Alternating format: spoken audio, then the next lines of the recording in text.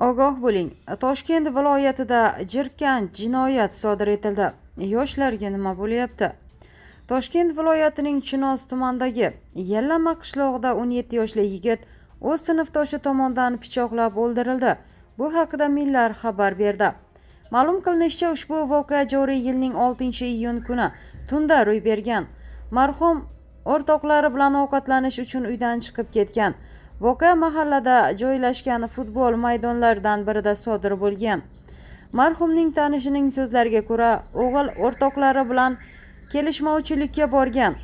So'ngra uning do'stlari bo'yniga pichoq sanchgan. Uni pichoqlagan o'rtog'i avvaldan u bilan qalin bo'lgan, lekin nima sababdan do'stlar kelishmovchilikka borganligi ochiqlangani yo'q hali. Marhumning o'rtog'i ushbu voqeadan so'ng ko'rinish bermagan va uni hech kim topolmayapti. Mas'ullar ham voqea bo'yicha izoh bermagan.